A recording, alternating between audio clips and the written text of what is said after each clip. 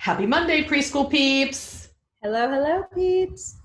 Hey, we are going to start out today's episode with a really important announcement that Alison and I totally made up on our own. So, as we often do on this show. So this very important announcement has to do with our scheduling. Prior to the COVID-19 crisis, we released episodes of this podcast once a week on Monday mornings at 8 a.m. And then the crisis hit, and there was so much to say and talk about, and people seemed to want and need the support, so we went to twice a week. Since we started doing that at some point, maybe end of March, beginning of April. March. Yeah. Right? And so we've been doing twice a week through the crisis. And, we, at this point, it's summer, and we feel like once a week, we're going to go back to our once a week schedule starting next week. So right after 4th of July, we're going to start releasing episodes just every Monday morning at 8 a.m. unless there's some sort of news or something where we feel that a second episode is needed during the week. We kind of looked at each other and said, in New York, Governor Cuomo ended his weekly briefings. Why are we still doing this twice a week? It was like a sad day when he ended his briefings. I was like, wait, are we done? Like, this can't be over. It's not over, right? They were entertaining. I did enjoy Governor Cuomo. And we don't live in his state. I don't live in his state, and I watch his all the time. But I did thoroughly enjoy his commentary, and I will miss his daily briefing. And I said to Alison, if it's good enough for Cuomo, it's good enough for me. It's good enough for us. Yeah. Maybe we also go back to regularly scheduled programming.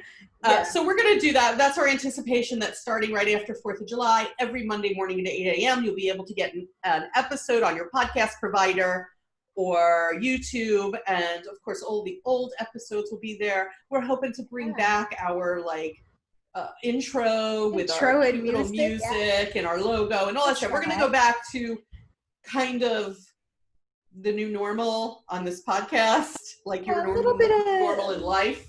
Right? A little bit of normalcy as it's coming back slowly. Yeah. And it's summer, and everybody should take advantage of these weeks as best they can to take a breather. Enjoy yourself a little bit. Yeah. before school years start in their new whatever they're going to look like. Yes. Whatever that's going to look like. They released, as we're recording this, our state released guidance to the school districts, and now the school districts have to come up with their own plans. And I said to Alison, I'm listening. We were texting during our governor's talk today, and I texted Alison and said, I don't have children in the school system anymore, and yet listening to this makes me extraordinarily sad for them. It's very sad. It's very sad. Just somewhere in my core, somewhere in my gut of how I feel about what's right for young children, it just made me very sad. And I said to Alison, maybe on the episode of the podcast, we need to talk about supporting a positive reentry. At the same time, I was speaking with someone today in the early childhood field who I'm going to be doing some professional development for, and she was saying that her staff is very sad about what it's going to look like too.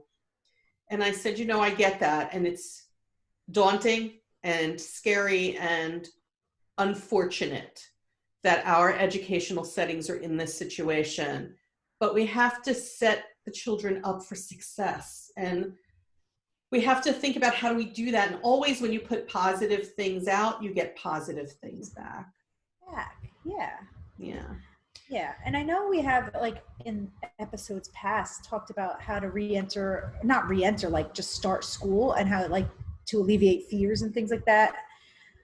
And a lot of that advice is great advice. But I think there's, another level here now, where parents, if they were watching our governor today, might have their own reactions to what is happening and some requirements that might be going on. And I feel like we need to do those kind of things in private. So if you have a opinion about how your state is reopening, discuss that with your partner or have that reaction on your own, but not in front of your children. And then when you talk to your children about going back to school, be very positive and be like, oh, we're going to go back and it's going to be great. And we're going to keep each other safe. And this is great. And this is how it's going to go. Instead of having that reaction in front of them. And the child is like, oh no, like, what does that mean? At the same time, if the child is like, mommy, I don't want to go back. Some children are not going to want to go back. Some children will be excited to go back. If the kids are like mommy or daddy or grandma or whoever, I don't want to go back, or I don't want to wear a mask, or this is going to be terrible, and I don't want to do this, and I want to be able to whatever. They need to be able to express that to us. Yeah. And then we need to frame it for them. Yes. Right? We need to frame it. And I think it's our responsibility as adults to remember that if we are mourning what was, that we need to be careful about how much of that we express to the children. Right. Like mourn in private kind of thing, and then put on a brave face, and then talk to your child. I think you could say to the kids, I'm kind of sad about that too, but, and I'm worried about that too, but I think the year could be good. And here's why, right? You'll get to be in a building with your friends again. You get to see your friends again. Yeah. Right. And you'll get time out of here. Right. Yeah. And you'll go and you'll learn things, and everybody there knows that they need to work to keep you safe and to keep you happy, and they're going to work at that. And I think we have to just kind of keep putting out there, I get it, kids, I get your fear, I get it, and it's going to be okay. Yeah. Yeah. And the truth is, we don't know what it's going to look like. I would not be surprised at all if we ended up remote learning again. I would not be surprised by that at all, but I think much like when we started and it closed, right? When we went to remote learning in March, I think we kind of had that reaction like, okay, we're going to learn from the computer and it's going to be fine. You'll still see your teacher, but just in a different way. Like we kind of framed it for them then. We have to now frame it for them again, so yeah. So like have your extreme emotions privately and then have a discussion. I think you should have some on it. Like if your child is questioning, like, I don't want to wear a mask, or I think it's scary to do this, or I think you should have those discussions. Talk to them about it. This is why we wear a mask. This is what we're going to do. What can we do to make this mask more comfortable? Maybe we could buy a different type of mask, that would be more comfortable for you to wear, the only way to figure that out is to talk to them about it. And some of these rules are going to depend on your individual school system. Not every school system throughout the nation and the world is doing this the same way. So I think that parents need to be very in tune with what decisions are being made right now, so that they can proactively go to their children and say, this is what school's going to be like when it reopens. And we're going to make it the best possible experience for you as your teachers. What questions do you have? How are you feeling about it? Yeah. What do you want to know? And I acknowledge too that families may make very individual decisions about going back if there are options. Right. And they should. You do what's best for your family. If what's best for your family is sending your child to school, then send them to school. If what's best for your family is to homeschool, then homeschool. Like whatever you choose is the right decision for your family. There's no wrong decision.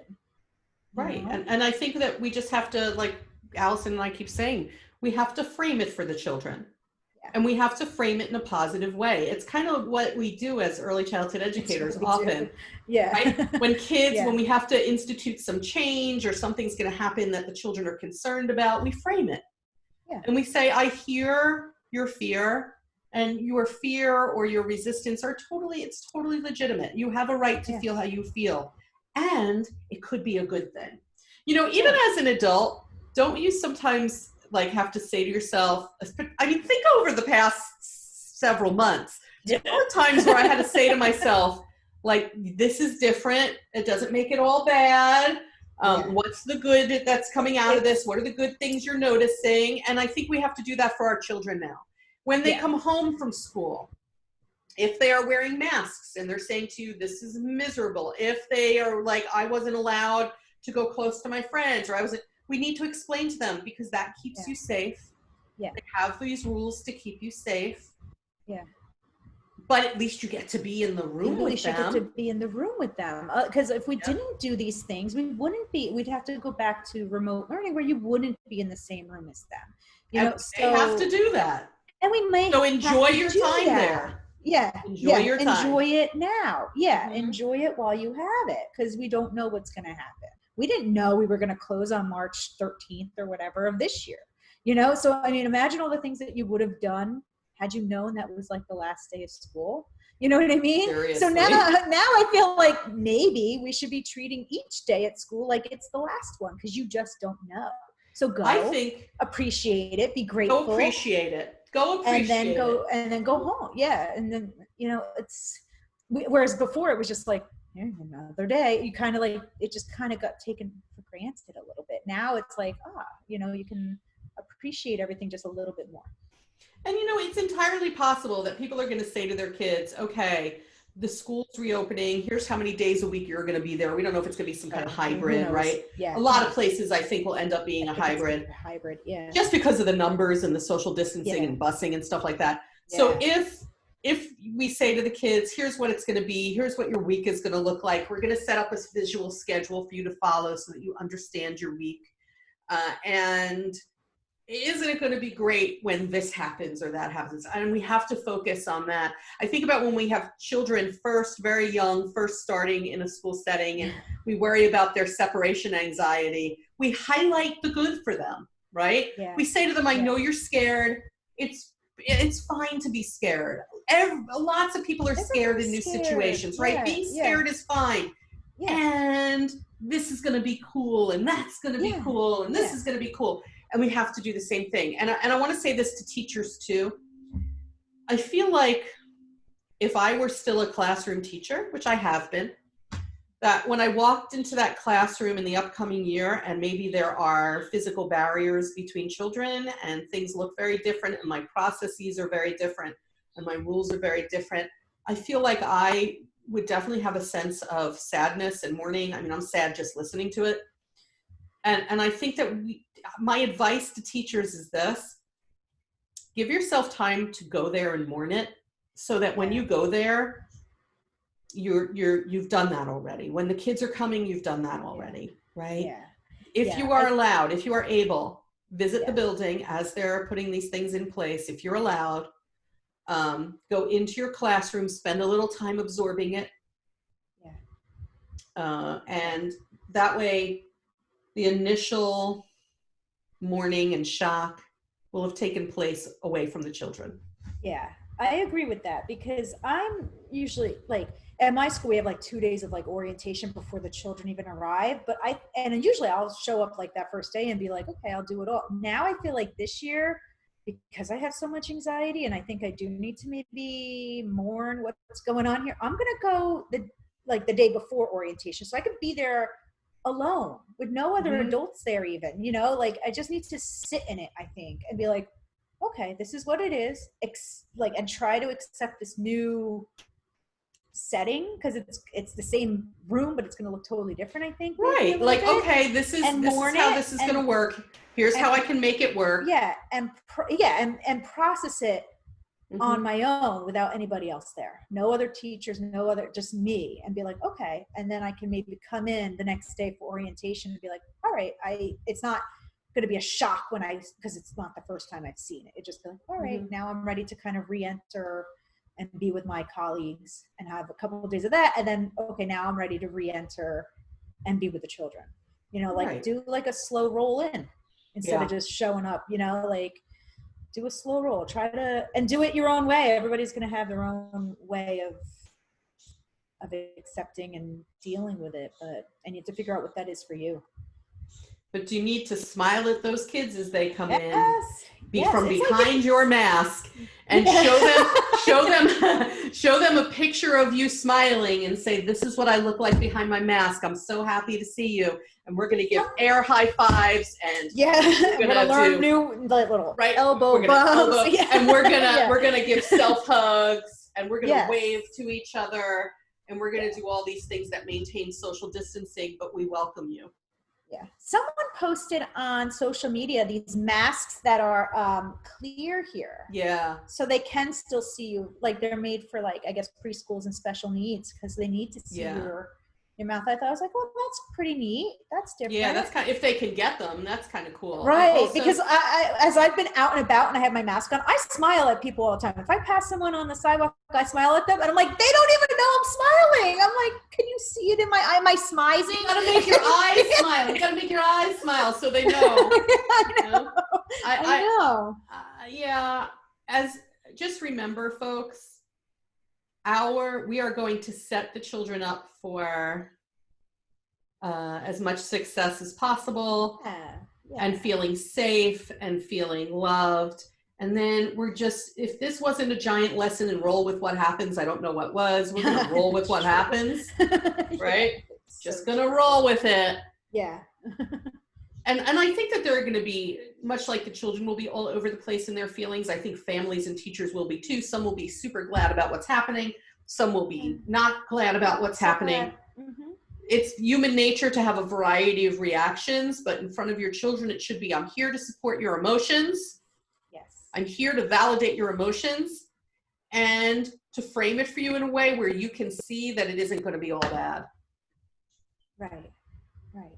Right. It's kind of like no matter what, you know how they always say, like, at the end of the day, always like write down like what you're grateful for, because you can always find like even a little itty bitty thing that that happened that was good that day. And it's kind of like that. So like when the children come home and they're like, oh my God, this is terrible. You go like, no, but what are the good things that happened? There had to have been good things that happened. But if they say the mask is terrible, you go, yeah, the mask is terrible. The mask is terrible. The mask is terrible. What was good today? What good cool today? Thing happened today? Yeah. Acknowledge what they say is terrible. If they're like, it's terrible, I can't go to gym. Yep, that's terrible. It is terrible. You can't go to gym. Terrible. And now what is good too? What is good too?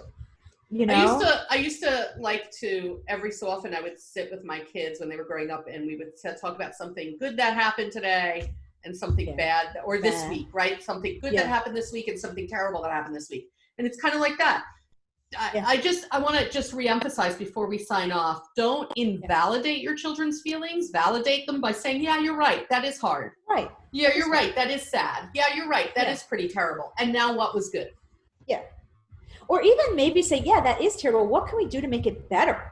You know, what can we do to fix that? Because maybe their issue with wearing a mask is something that can be fixed and you can help them. You know, maybe their issue of like not having phys ed class is something you could fix by doing some phys ed activities at home. It's maybe something you could fix.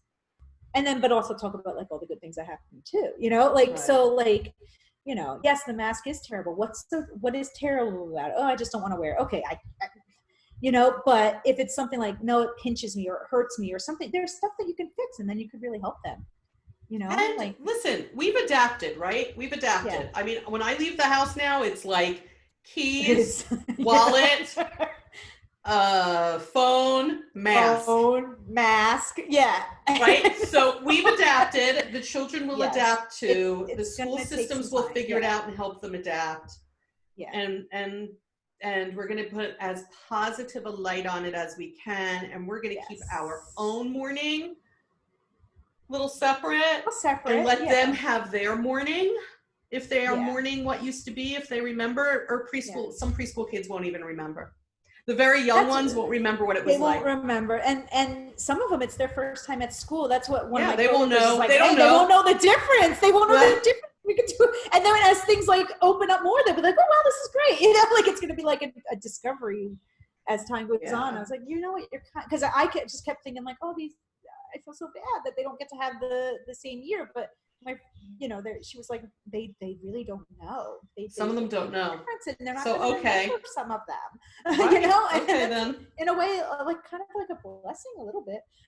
You know, right? All right. So this week we are going to release a Thursday episode, and then as we said, we're going back to once a week. So we hope that you'll tune in with us Thursday. Please continue to listen as the summer goes on. We're going to be continuing to talk about the return to our settings and sort of be along those lines, as long as it's still looking that way. Subscribe, give us 5 stars. We love your emails and your comments on social media and your contact forms. So stay in touch. and we'll catch you again on the podcast next time.